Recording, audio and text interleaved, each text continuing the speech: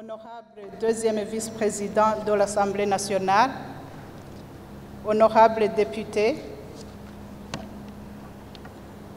Mesdames, Messieurs les membres du gouvernement, Monsieur le maire de la ville de Bujumbura, Mesdames et Messieurs les hauts cadres de l'Assemblée nationale, Excellences, Mesdames et Messieurs les membres du corps diplomatique et consulaire accrédités au Burundi, Mesdames et Messieurs les représentants des organisations internationales, Mesdames et Messieurs les membres des corps de défense et de sécurité, Madame le Président de la Cour des comptes, Monsieur le Président de la Cour spéciale des terres et autres biens, Mesdames et Messieurs les représentants des commissaires, des commissions et conseils nationaux spécialisés, Monsieur le Président du Forum permanent des partis politiques, Mesdames et Messieurs les représentants des formations politiques agréées, Messieurs les représentants des confessions religieuses, Mesdames et Messieurs les représentants des organisations de la société civile, distingués invités, tout protocole observé, Mesdames, Messieurs. Remercions tout d'abord Dieu notre Seigneur Tout-Puissant, qui ne cesse de nous fortifier afin de poursuivre la réalisation de nos missions respectives. Nous voici réunis pour procéder à la clôture des travaux de la session parlementaire ordinaire d'août 2023 au nom du président de l'Assemblée nationale en déplacement pour une mission de travail à l'étranger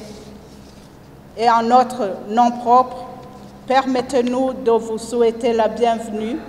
et de vous remercier très sincèrement pour avoir bien accepté de rehausser de votre présence cette cérémonie. Votre présence parmi nous nous réconforte car elle témoigne de l'intérêt que vous portez aux missions de notre institution parlementaire. Nous profitons de cette opportunité qui nous est offerte pour vous féliciter, honorables députés, pour votre sens de responsabilité et votre dévouement qui ont permis à l'Assemblée nationale d'enregistrer beaucoup de succès au cours de cette session qui vient de durer 3 mois. Honorables députés, distingués invités, Mesdames, Messieurs, comme il est de coutume, la cérémonie de clôture de la session est une occasion de revenir sur les activités accomplies par l'Assemblée nationale en ce qui concerne le vote des lois, le contrôle de l'action gouvernementale,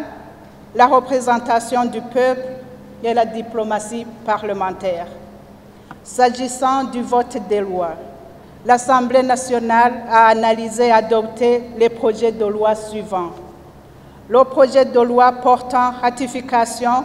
par la République du Burundi de l'accord entre le gouvernement de la République du Burundi et le gouvernement de la République des Maldives sur l'exemption des visas pour les ressortissants des 2 pays respectifs. Le projet de loi portant ratification par la République du Burundi de l'accord entre le gouvernement de l'État du Qatar et le gouvernement de la République du Burundi concernant la réglementation de l'emploi des travailleurs burundais dans l'État du Qatar. Le projet de loi portant ratification par la République du Burundi d'un accord cadre sur la coopération dans le bassin du fleuve Nil. Le projet de loi portant ratification par la République du Burundi de l'accord de coopération militaire et technique entre le gouvernement de la Fédération de Russie et le gouvernement de la République du Burundi. Le projet de loi portant ratification par la République du Burundi de la Convention sur les privilèges et immunités du Fonds mondial de lutte contre le sida, la tuberculose et le paludisme, et le projet de loi portant Code des communications électroniques et postales. L'Assemblée nationale a aussi analysé et adopté les amendements du Sénat relatifs à 5 des projets de loi que nous venons de citer si haut. En outre, l'Assemblée nationale a également analysé et adopté en seconde lecture le projet de loi organique portant modification de la loi numéro 1/08 du 17 mars 2005 portant code de l'organisation et de la compétence judiciaire. Honorables députés, distingués invités, mesdames, messieurs, sur le plan du contrôle de l'action gouvernementale,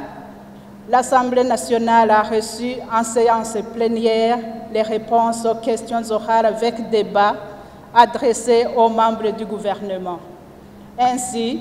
le ministre de l'Éducation nationale et de la Recherche scientifique a répondu aux préoccupations des députés par rapport à l'étape franchie quant à l'harmonisation des programmes de l'enseignement avec les priorités nationales, notamment en ce qui concerne le domaine minier. Bien plus, il est revenu pour répondre aux questions orales relatives au rapport d'audit de capacité de gestion budgétaire du dit ministère produit par la Cour des comptes pour la période de 2019-2020 à 2022-2023. Le ministre du Commerce, du Transport, de l'Industrie et du Tourisme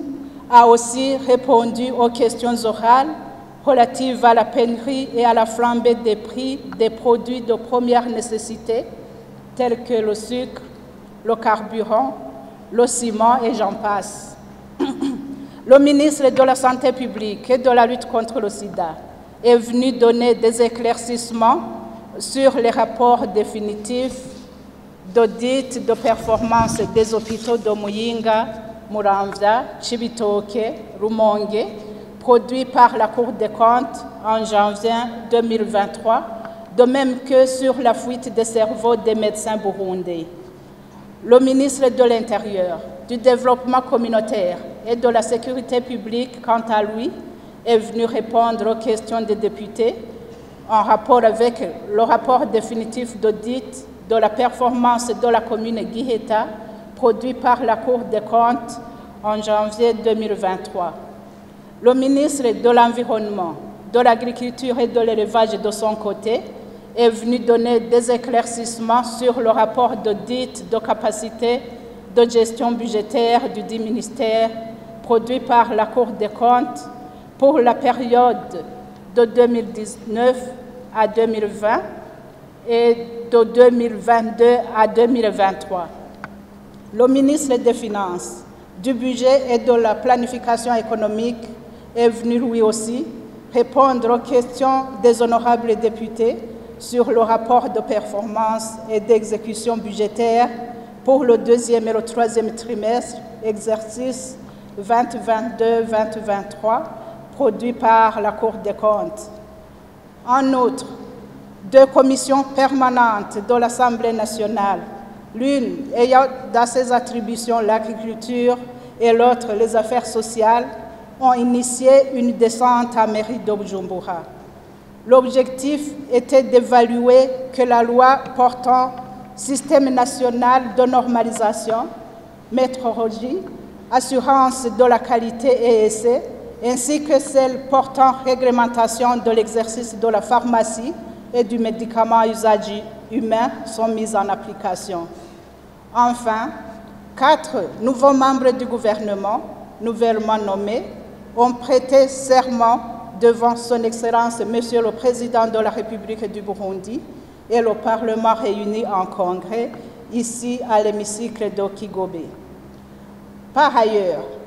le Parlement réuni en congrès a suivi la présentation de 2 rapports du gouvernement.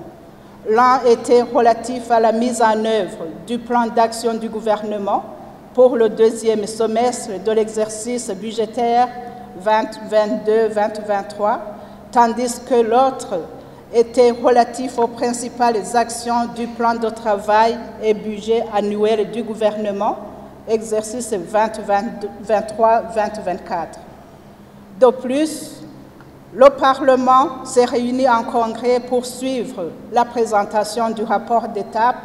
de la Commission Vérité et Réconciliation CVR en sigle. Cette activité a été sanctionnée par une déclaration solennelle du Parlement. Honorables députés, distingués invités, mesdames, messieurs, sur le plan de la représentation du peuple, plusieurs descentes sur terrain ont été organisées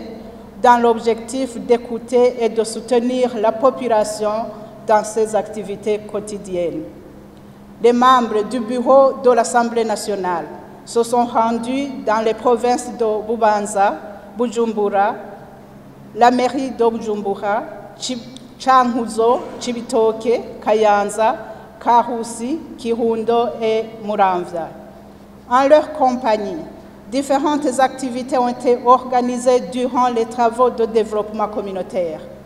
Ces derniers consistaient essentiellement à la collecte des moellons, au curage des caniveaux, au mélange du béton pour les colonnes et les chaînages, ainsi qu'à l'ouverture des bureaux des chefs collinaires construits durant des travaux similaires par la population elle-même. Au cours de ces travaux, la population a été conscientisée sur la sauvegarde de la paix et de la sécurité, la plantation des arbres agroforestiers, le changement climatique, la scolarisation des enfants, la lutte contre la fraude et le nouveau découpage territorial du pays. Sur ce dernier point, les membres du bureau de l'Assemblée nationale ont participé aux premières rencontres des ressortissants des futures provinces. L'Assemblée nationale n'a pas oublié de venir en aide aux démunis en leur octroyant une aide constituée de vivres et non-vivres ainsi que du matériel scolaire. Par ailleurs, les députés se sont associés à la population dans diverses croisades de prière, de même que pour les différentes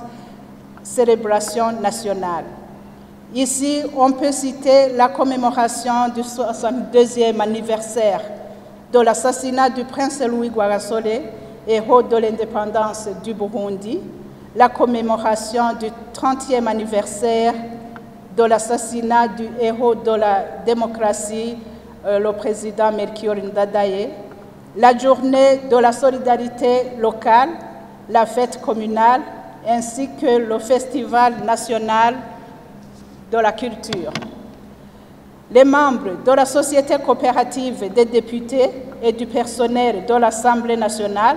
SOCODEPAN, se sont réunis en Assemblée générale extraordinaire afin d'évaluer l'étape franchie par rapport aux objectifs fixés d'agropastoralisme. La séance était rehaussée par le président de l'Assemblée nationale, très honorable Gérard Daniel Ndabirabe. D'une manière générale, la production a été bonne. La coopérative compte diversifier ses cultures en se présentant comme multiplicateur des semences de pommes de terre. Nous profitons d'ailleurs de cette occasion pour interpeller la population burundaise à suivre cet exemple qui ne vise au final qu'à augmenter la production.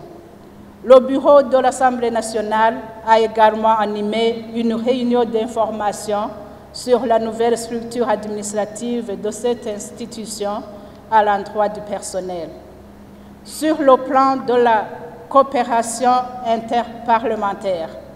des délégations de notre institution ont participé notamment à la 147e Assemblée de l'Union interparlementaire et à ses réunions connexes tenues à Angola, à diverses réunions statutaires du Forum des parlements de la Conférence internationale sur la région des Grands Lacs, organisée en Ouganda et en Tanzanie, à la 9e Conférence mondiale des jeunes parlementaires de l'Union interparlementaire qui a eu lieu au Vietnam, à la mission d'information parlementaire sur le conflit armé dans l'Est de la République démocratique du Congo,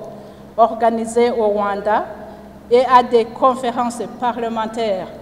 régionales du Parlement panafricain tenues au Tchad et en Éthiopie. L'Assemblée nationale n'a pas manqué de prendre part par vidéoconférence à des séances d'information et de partage de connaissances organisées par l'Union interparlementaire. Honorable deuxième vice-président de l'Assemblée nationale, honorables députés, distingués invités, mesdames, messieurs, le nouveau découpage territorial du pays est passé de 18 à 5 provinces. Une décision qui a été prise dans le but d'optimiser l'efficacité de l'administration publique et de faciliter la mise en place de politiques publiques cohérentes et adaptées aux besoins locaux. L'Assemblée nationale félicite le gouvernement pour cette action et lance un appel à toute la population de prendre connaissance de la nouvelle organisation territoriale et de s'impliquer activement dans la mise en œuvre des politiques publiques qui en découleront pour le bien-être de tous les citoyens. En outre, l'Assemblée nationale est fière de l'élection du Burundi comme membre du Conseil des droits de l'homme pour la période 2024-2026. Cette élection constitue une reconnaissance de l'engagement du Burundi pour la promotion et la protection des droits de l'homme qui dépendent en fin de compte du système juridique mis en place. L'Assemblée nationale ne doute pas qu'une justice équitable et indépendante est un préalable à la paix et au développement socio-économique. C'est aussi un combat qui ne doit jamais s'arrêter si nous voulons éviter l'impunité dans le pays, car des cas de corruption et d'injustice subsistent malheureusement. L'Assemblée nationale déplore cette situation et appelle tout un chacun à faire sienne les valeurs d'intégrité et de patriotisme afin d'œuvrer toujours pour l'intérêt et le bien-être de toute la population. De plus, elle rappelle aux leaders d'être des porte-flambeaux dans la mise en application des projets et programmes nationaux, à être des bons modèles en tout et avoir des objectifs spécifiques bien définis qui conduisent les citoyens dont ils sont responsables à la vision du Burundi, pays émergent en 2040 et pays développé en 2060. Honorable deuxième vice-président de l'Assemblée nationale, honorables députés, distingués invités, mesdames, messieurs, avant de terminer notre allocution, l'Assemblée nationale se réjouit que la paix et la sécurité règnent sur tout le territoire national du pays et interpelle chaque citoyen à les préserver. En effet, la paix et la sécurité n'incombent pas seulement aux forces de défense et de sécurité, mais elles demandent le renforcement et la revitalisation de la quadrilogie. Nous ne saurions terminer notre allocution sans exprimer notre profonde reconnaissance à tous les partenaires nationaux, régionaux et internationaux de l'Assemblée nationale pour leur appui permanent et pertinent durant toute cette session parlementaire ordinaire d'août 2023. Nous souhaitons aux honorables députés de bonnes vacances parlementaires, qu'elles soient pour vous des moments de détente, mais surtout qu'elles vous permettent d'être plus proches de la population dans les activités quotidiennes. C'est sur ces mots que nous déclarons clos les travaux de la session parlementaire ordinaire d'août 2023. Nous vous remercions et vous souhaitons une excellente journée de travail.